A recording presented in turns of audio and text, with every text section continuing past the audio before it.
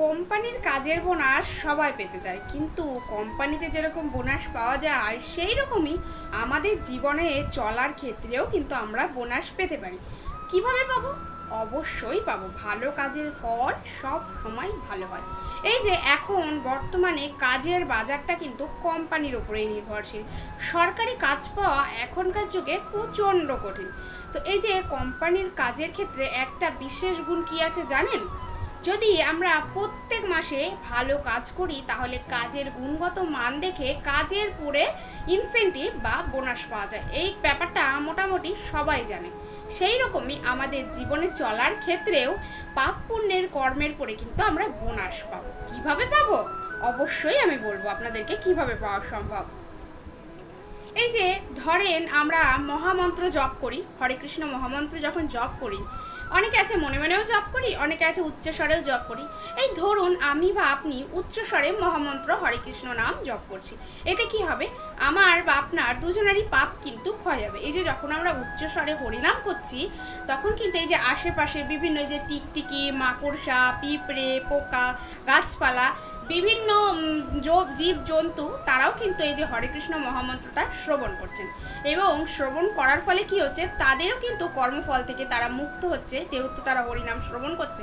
আমরা কি করছি? আমাদের হরিনাম করার ফলে আমরা তো নিজেদের পাপ ক্ষয় করছি, উপরন্তু আমরা যে কাউকে শ্রবণ করাচ্ছি নিজের অজান্তেই, তাতেও কিন্তু আমরা ফল লাভ করছি। মানে এটা কি হচ্ছে, হরিনাম করার ফলে নিজের পাপও ক্ষয় হচ্ছে, আবার উপরন্তু অন্যদেরকে শ্রবণ করানোর জন্য পুণ্যও সঞ্চয় হচ্ছে। তাহলে এটা হলো না কাজের উপরে উপরি বোনাস, মহামন্ত্রের উপরে আমাদের জীবনের উপরে উপরি বোনাস।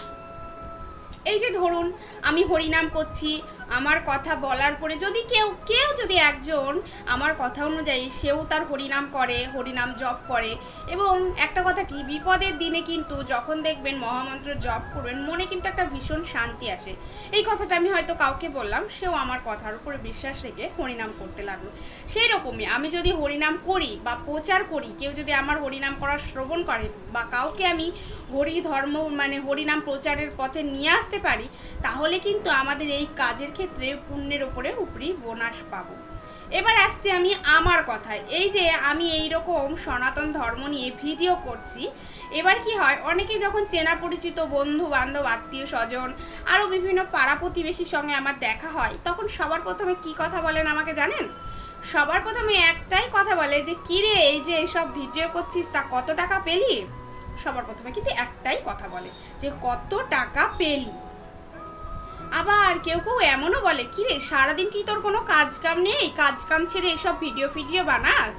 তো আমি তাদের উদ্দেশ্যে একটাই কথা বলছি, কেউ যদি মনে করে রাখে যে আমি আমার স্বামীর, আমার মেয়ের কাজ ফেলে রেখে সারাদিন মোবাইল নিয়ে পড়ে থাকি, ভিডিও নিয়ে পড়ে থাকি, তাহলে তাদের উদ্দেশ্যে বলবো, তাদের টাকা পয়সা উপার্জনের জন্য এইসব করছি, তাদের উদ্দেশ্যে আমি একটা কথাই বলবো, তাদের মানসিক চিন্তাভাবনা উন্নত করা দরকার।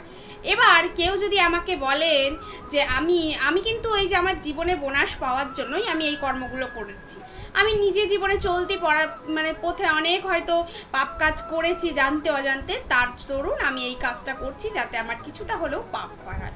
এবার কেউ যদি আমাকে ধরেন বলেন যে আচ্ছা আপনি তাহলে জীবনে বোনাস পাওয়ার জন্যই যদি এই কাজটা করেন, তাহলে কি আপনি অর্থ পেলে সেটা কি নেবেন না?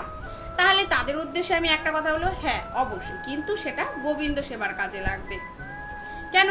তার কারণ হচ্ছে সবারই চিন্তাভাবনা অন্যরকম, আমারও চিন্তাভাবনা অন্যরকম।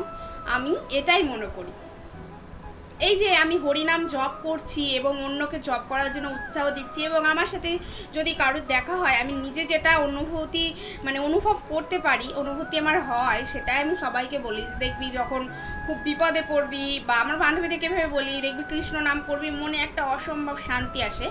এবং এইরকমই ভাবে বলে আমি যদি কাউকে আমি হরিনামে জপের পথে নিয়ে আসতে পারি, তাহলে তো আমি বোনাস পাবই। সেই রকমই আপনারাও জীবনে চলার ক্ষেত্রে কিন্তু এই কাজের দ্বারা আপনারাও লাভজনক বোনাস কিন্তু অবশ্যই পেতে পারেন। তো এই রকম কাজটা আপনারা আজ থেকেই করতে পারেন, দেখবেন খুব ভালো লাগবে, নিজের মনের মধ্যে একটা আলাদা শান্তি লাগবে।